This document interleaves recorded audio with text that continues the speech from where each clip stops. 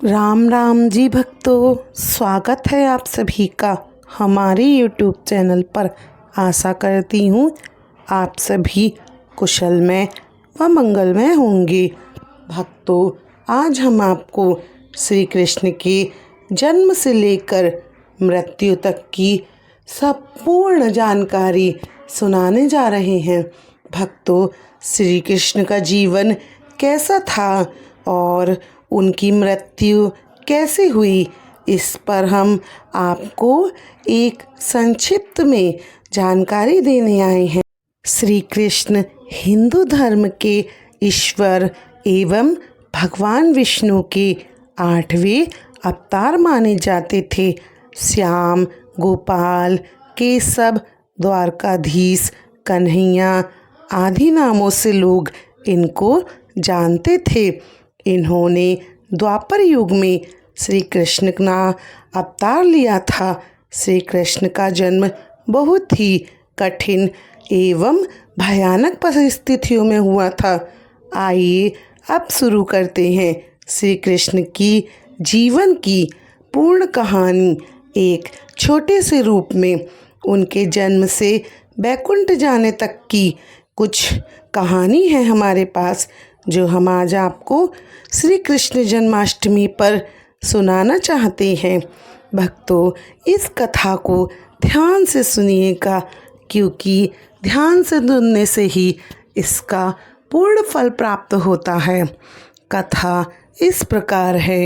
एक बार मथुरा का राजा कंस, जो कि देवकी का भाई था, वह अपनी बहन देवकी को ससुराल छोड़ने जा रहा था। तभी रास्ते में अचानक एक आकाशवाणी हुई। उस आकाशवाणी में बताया गया कि तुम्हारी बहन अर्थात देवकी, जिसको तुम खुशी खुशी उसको ससुराल लेने जा रहे हो, उसी के गर्भ से उत्पन्न 8वां पुत्र तेरा वध करेगा। इस आकाशवाणी से कंस बहुत डर गया। तभी उसने देवकी और वासुदेव को जान से मार देने के लिए कहा। तब देवकी ने कंस से विनती की और कहा, मैं स्वयं आपको अपने बच्चे दूंगी और मेरे बच्चे को तुम्हारे हवाले कर दूंगी। आपके बहनोई बेकसूर हैं, उनको मारने से क्या लाभ मिलेगा। कंस ने देवकी की बात मान ली तथा वासुदेव और देवकी को मथुरा के कारागार में डाल दिया। कारागार में कुछ ही समय बाद देवकी और वासुदेव को एक बच्चे की प्राप्ति हुई। जैसे ही इस बात का कंस को पता चला, वो कारागार में आकर उस बच्चे को लेने आया और उसने उस बच्चे को मार डाला। इसी प्रकार कंस ने देवकी और वासुदेव के एक एक करके 7 पुत्र को मार दिया। जब 8वें की बारी आई तो कारागार में पहरा दुगना कर दिया गया। कारागार में बहुत से सैनिक तैनात कर दिए। यशोदा और नंद ने देवकी और वासुदेव की समस्याओं को देख उनके 8वें पुत्र की रक्षा करने का उपाय सोचा। जिस समय देवकी और वासुदेव के 8वें पुत्र ने जन्म लिया, उसी समय यशोदा और नंद के यहाँ एक पुत्री ने जन्म लिया, जो कि सिर्फ एक मायावी चाल थी। 8वें पुत्र के जन्म के बाद जिस कोठरी में देवकी और वासुदेव को कैद कर रखा था, अचानक उसमें प्रकाश हुआ। हाथ में शंख चक्र गदा धारण करे हुए चतुर्भुज में रूप में भगवान विष्णु ने उन्हें दर्शन दिए।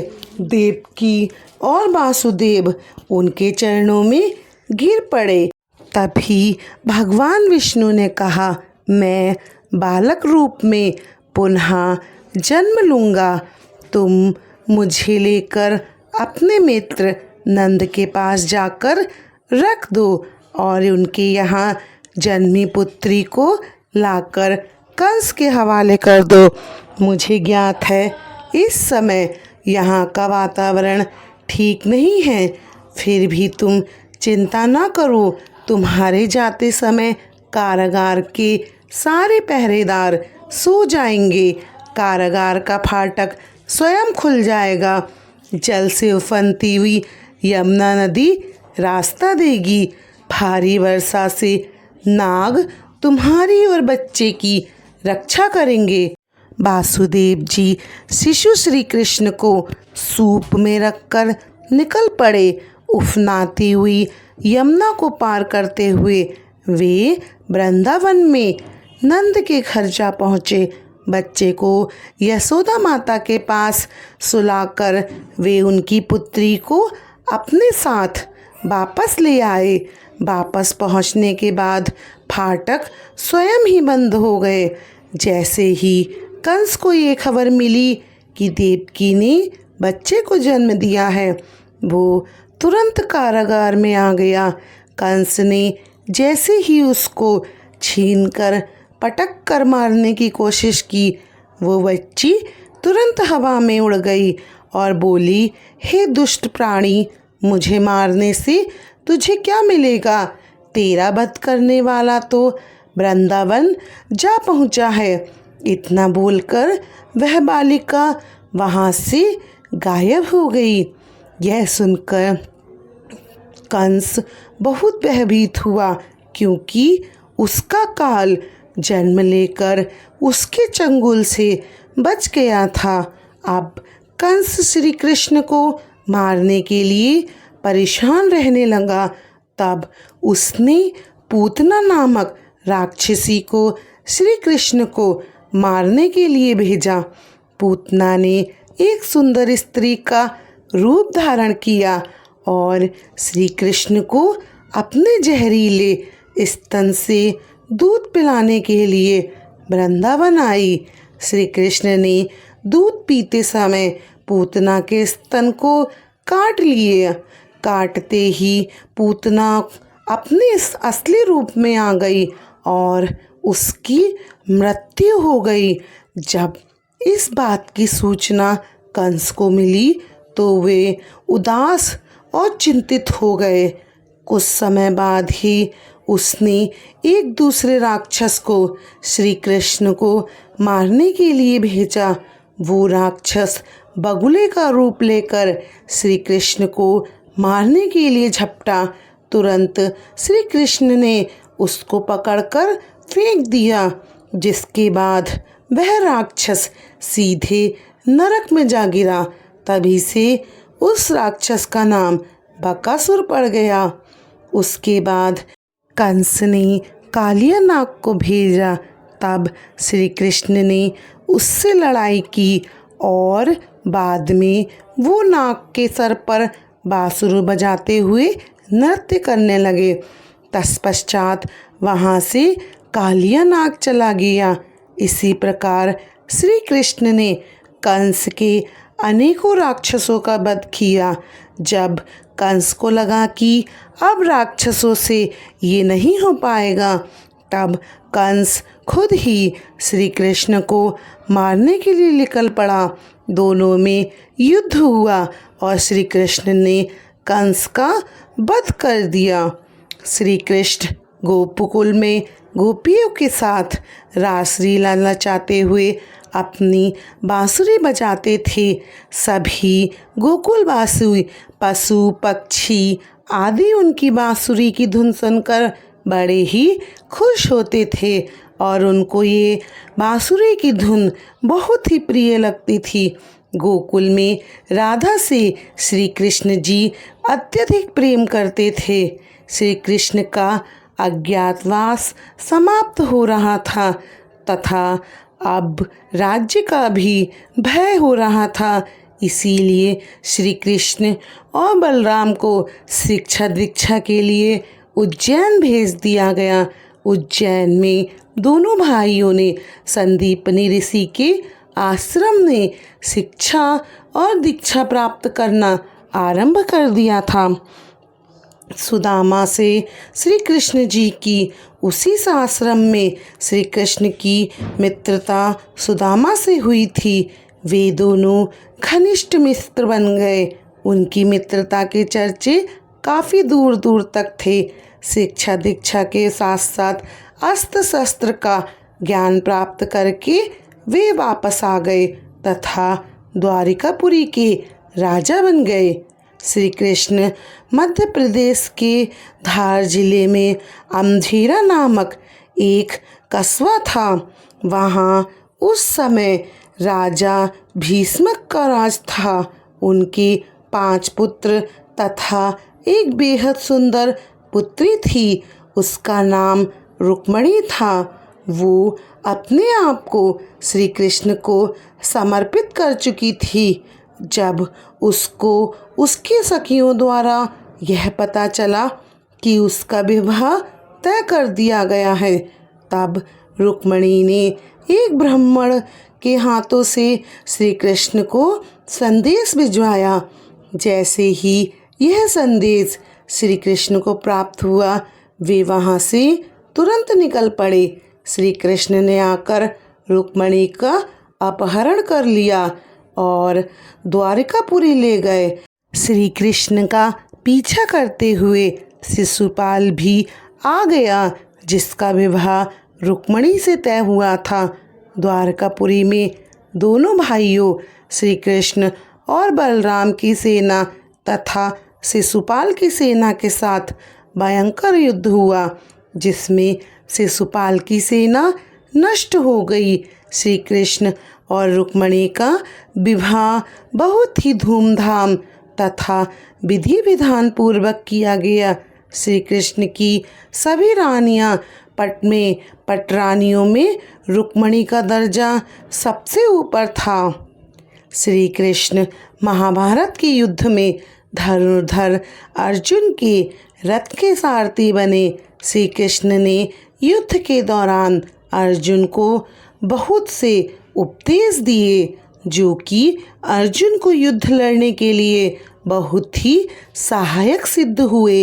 ये गीता उपदेश के नाम से प्रचलित हैं, जो श्री कृष्ण के द्वारा बताए गए थे। यह उपदेश श्रीमद् भगवत गीता के नाम से आज भी हिंदू ग्रंथों में विख्यात है। भगवान श्री कृष्ण ने इस युद्ध में बिना हथियार उठाए ही इस युद्ध के परिणाम को सुनिश्चित कर दिया था। महाभारत के इस युद्ध में अधर्म पर धर्म ने विजय प्राप्त करके पांडवों ने अधर्मी दुर्योधन सहित पूरे कौरव वंश का विनाश कर दिया था।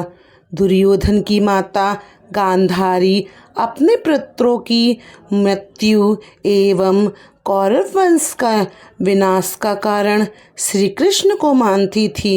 इसीलिए इस युद्ध की समाप्ति के बाद जब श्री कृष्ण गांधारी को संतावना देने के लिए गए थे, तभी अपने पुत्रों के शोक में व्याकुल गांधारी ने क्रोधित होकर श्री कृष्ण को श्राप दे दिया।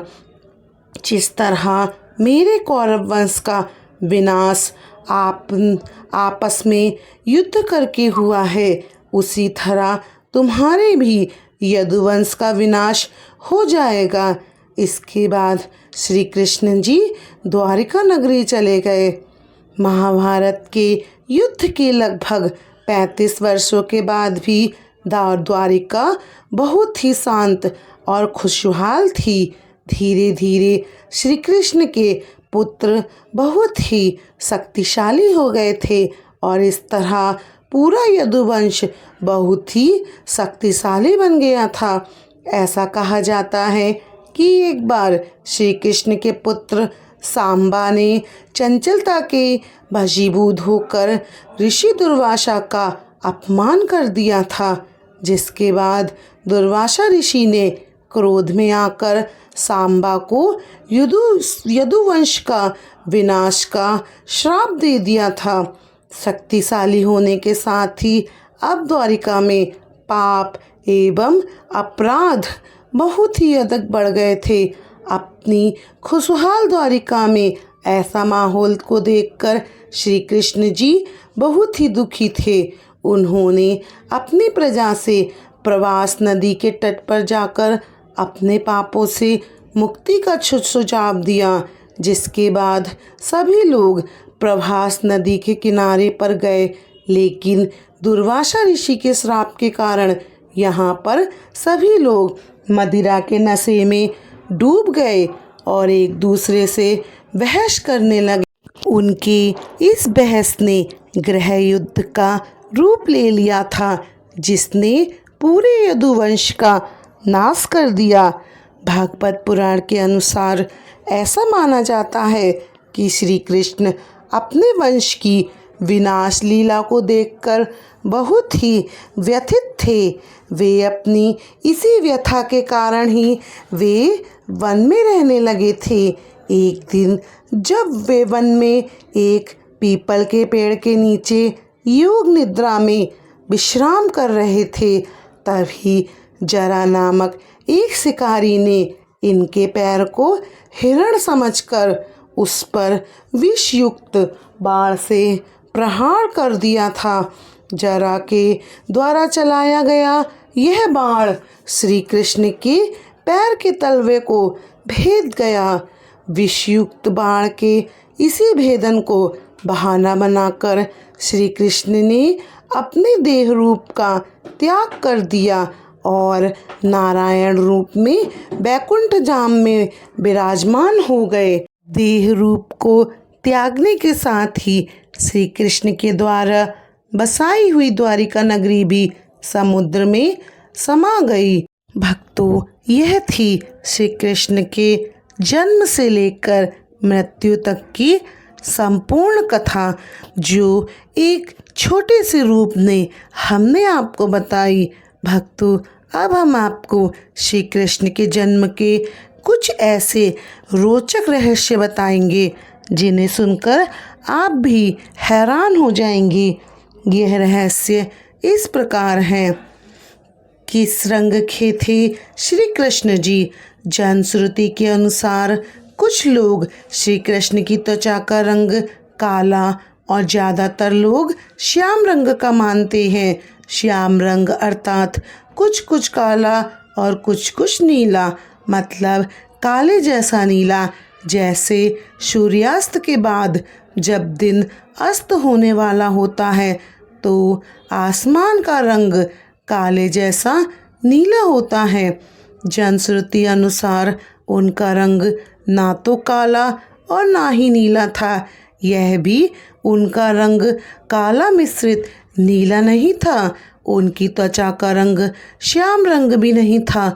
दरअसल उनकी त्वचा का रंग मेघ श्यामल था, अर्थात काला नीला सफ़ेद मिश्रित रंग। यह भी एक रहस्यमयी बात है।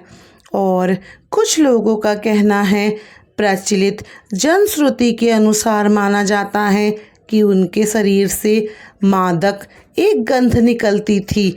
इस गंध को वे अपने गुप्त अभियानों में छुपाने का परिक्रम करते थे। यही खूबी द्रौपदी में भी थी।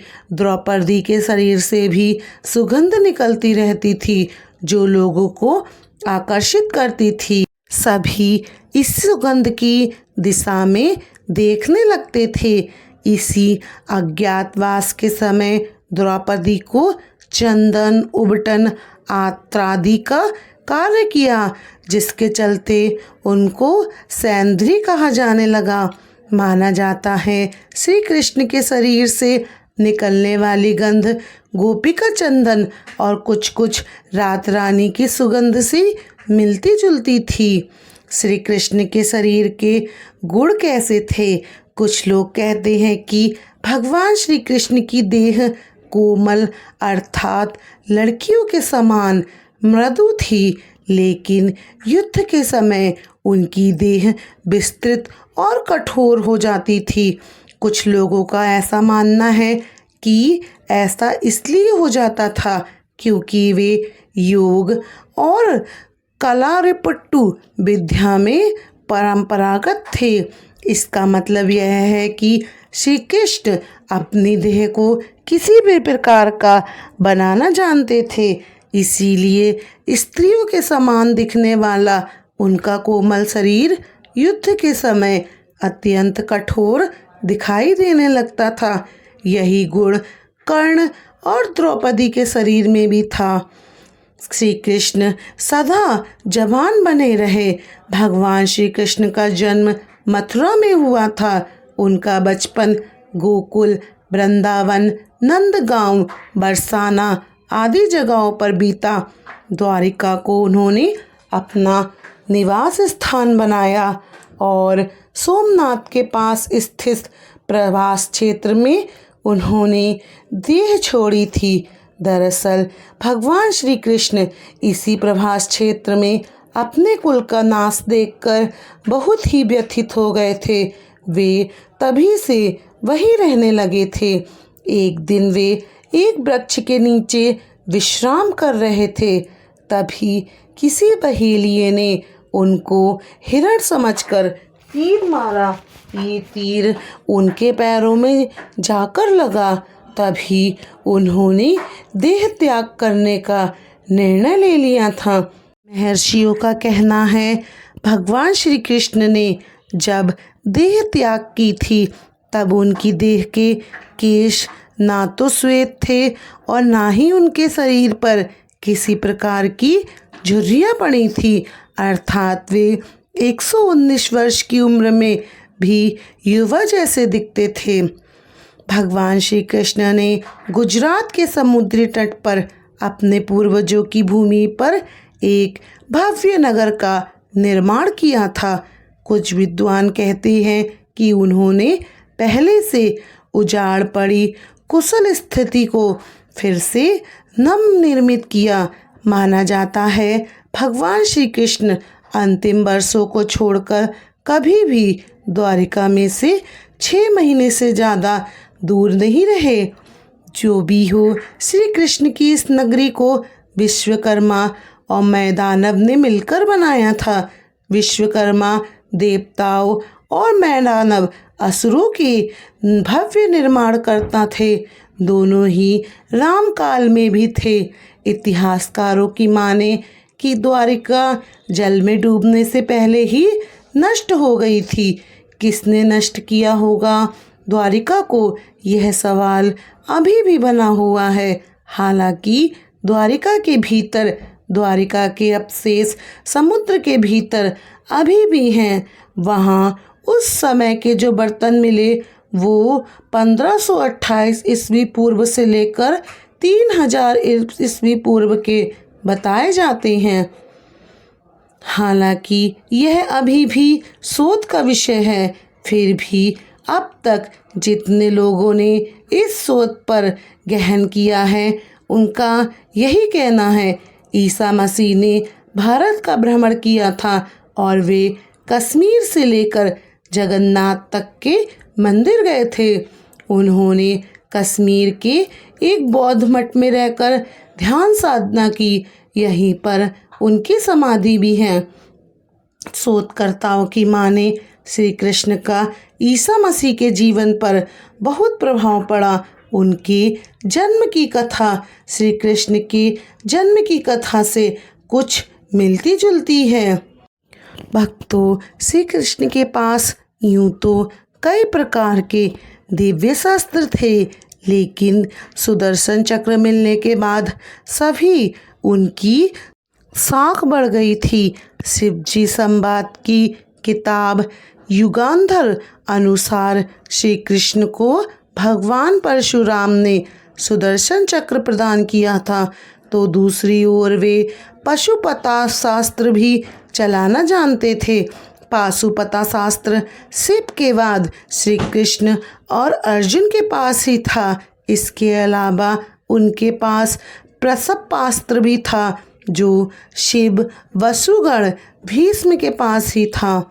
शिव और श्री कृष्ण के जीवाणु युद्ध। प्रचलित मान्यताओं के अनुसार कृष्ण ने असम में बाणासुर और भगवान शिव ने युद्ध के समय महेश्वर ज्वर के विरुद्ध वैष्णव जड़ का प्रयोग कर विश्व का प्रथम जीवाणु युद्ध लड़ा था। हालांकि यह शोध का विषय हो गया है। युद्ध का क्या कारण था? कृष्ण से प्रद्युम्न और प्रद्युम्न से अनिरुद्ध का जन्म हुआ। प्रद्युम्न के पुत्र तथा कृष्ण के पौत्र अनिरुद्ध की पत्नी के रूप में उषा की ख्याति है। अनिरुद्ध की पत्नी शोणितपुर राजा के बाणासुर की कन्या थी। अनिरुद्ध और उषा आपस में प्रेम करते थे। उषा ने अनिरुद्ध का हरण कर लिया था।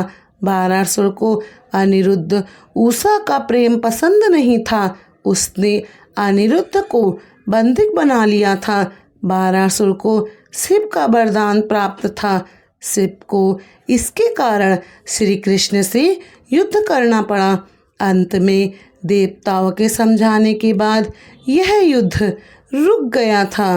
भगवान श्री कृष्ण 64 कलाओं में दक्ष थे। एक ओर वे सर्वश्रेष्ठ धनुधर थे तो दूसरी ओर वे द्वंद्व युद्ध में भी माहिर थे। इसके अलावा उनके पास अस्त्र और शस्त्र थे।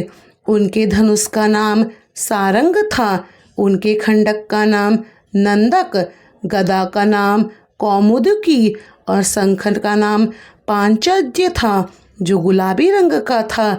श्री कृष्ण के पास जो रथ था उसका नाम जयद्रथ था। दूसरे का नाम गरुड़ध्वज था। उनके सारथी का नाम दारुक था और उनके अश्वों का नाम शैब्य, सुग्रीव, मेघपुष्प और बलाहक था। श्री कृष्ण की प्रेमिका और पत्नियां कौन कौन थी? श्री कृष्ण के बारे में अक्सर ये कहा जाता है कि उनकी 16,000 पटरानियां थीं, लेकिन ये तथ्य गलत है। उनकी मात्र 8 पत्नियां थीं। श्री कृष्ण की जिन 16,000 रानियों के बारे में कहा जाता है, दरअसल वे सभी भौमासुर जिले के नरकासुर भी कहते हैं वहाँ बंधक बनाई गई थी महिलाएं थीं जिनको श्री कृष्ण ने मुक्त कराया था। ये महिलाएं किसी की माँ थी, किसी की बहन थी तो किसी की पत्नी थी जिनको भौमासुर अपहरण करके ले गया था। दरअसल ब्रह्म वैतर्व पुराण, गीत गोविंद और जनश्रुतियों ने इसका जिक्र किया है कि राधा, ललिता आदि उनकी प्रेमिकाएं थीं। राधा की कुछ सखियां भी श्री कृष्ण से प्रेम करती थीं, जिनके नाम हैं चित्रा, सुदेवी, ललिता, विशाखा, चंपककला, तुंगा विद्या, इंदुलेख, रग्ड देवी और सुदेवी। वैदर्भ पुराण के अनुसार कृष्ण की कुछ ही प्रेमिका थीं जिनके नाम इस तरह हैं: चंद्रावली, श्यामा, सैव्या, पधा, राधा, ललिता, विशाखा तथा भद्रा। माना जाता है कि ललिता नाम की प्रेमिका को मोह नहीं मिल पाया था तो बाद में उसने मीरा के नाम से जन्म लिया था। श्री कृष्ण की प्रेमिका राधा का जिक्र महाभारत में कहीं नहीं मिलता। इसके अलावा सबसे पुराने हरिवंश और विष्णु पुराण में भी राधा का जिक्र नहीं मिलता।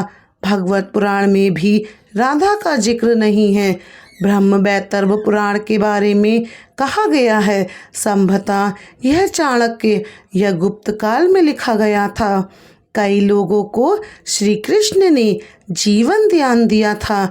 ऋषि संदीपनी को जब गुरु दीक्षा मांगने के लिए कहा गया तब गुरु ने कहा कि मेरे पुत्र को एक असुर उठाकर ले गया, आप उसे वापस ले आए तो आपकी बहुत कृपा हो गई।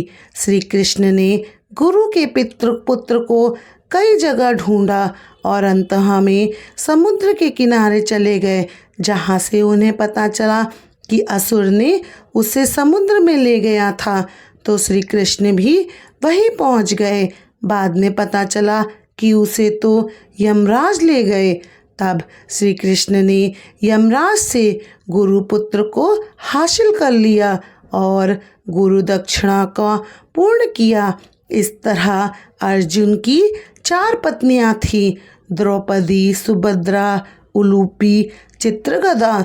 द्रौपदी से श्रुतकर्मा और सुभद्रा से अभिमन्यु, उलूपी से इरावत, चित्रगदा से ब्रहुवाहन नाम की पुत्रों की प्राप्ति हुई। अभिमन्यु का विवाह विराट की पुत्री उत्तरा से हुआ था। महाभारत युद्ध में अभिमन्यु को वीर गति को प्राप्त हुए। जब महाभारत का युद्ध चल रहा था तब उत्तरा गर्भवती थी। उसके पेट में अभिमन्यु का पुत्र पल रहा था। द्रोण पुत्र अश्वत्थामा ने यह संकल्प लेकर ब्रह्मास्त्र छोड़ा कि पांडवों के वंश का नाश हो जाए। द्रोण पुत्र अश्वत्थामा को ब्रह्मास्त्र के प्रहार से उत्तरा ने शिशु को मृत जन्म दिया, किंतु भगवान श्री कृष्ण ने अभिमन्यु उत्तरा के पुत्र को ब्रह्मास्त्र के प्रयोग के बाद भी जीवित कर दिया। यही बालक आगे चलकर राजा परीक्षित के नाम से प्रसिद्ध हुआ। परीक्षित प्रतापी पुत्र हुए और जन्मे भी हुए। ऐसे कई उदाहरण हैं जबकि भगवान श्री कृष्ण ने लोगों को फिर से जीवित कर दिया। भीमपुत्र घटोत्कच के पुत्र बर्बरिक की गर्दन कटी होने के कारण बावजूद भी श्री कृष्ण ने उसे महाभारत युद्ध की समाप्ति तक जीवित रखा। कहते हैं हिंदू धर्म के एक बेहद पवित्र स्थल और 4 धामों में से एक जगन्नाथपुरी की धरती को भगवान विष्णु का स्थल माना जाता है। जगन्नाथपुरी से जुड़ी एक बेहद रहस्यमय कहानी है। स्थानीय मान्यताओं के अनुसार जगन्नाथ में मूर्ति के भीतर भगवान श्री कृष्ण का दिल का एक पिंड रखा हुआ है जिसमें ब्रह्मा विराजमान है। दरअसल मान्यताओं के अनुसार जब श्री कृष्ण की मृत्यु हुई थी तब पांडवों ने उनके शरीर का दाह संस्कार कर दिया, लेकिन कृष्ण का दिल जलता ही नहीं रहा। ईश्वर के अनुसार पिंड को पांडवों ने जल में प्रभावित कर दिया। उस पिंड ने एक लट्ठे का रूप ले लिया। राजा युधिष्ठिर जो कि भगवान जगन्नाथ के भक्त थे, उनको यह लट्ठा मिला तो उन्होंने इसे जगन्नाथ की मूर्ति के भीतर स्थापित कर दिया। उस दिन से लेकर आज तक वह लट्ठा भगवान जगन्नाथ की मूर्ति के भीतर है। हर 12 वर्ष के भीतर जगन्नाथ की मूर्ति बदली जाती है, लेकिन यह लट्ठा उसी में ही रखा जाता है। हालांकि यह अभी तक एक रहस्य ही बना हुआ है। भक्तों, अब हमने आपको श्री कृष्ण के जीवन के कुछ रहस्य भी बताए। भक्तों, उम्मीद करती हूँ आज की कहानी और श्री कृष्ण के रहस्यमय जीवन की विशेष जानकारी आपको अच्छी लगी होगी।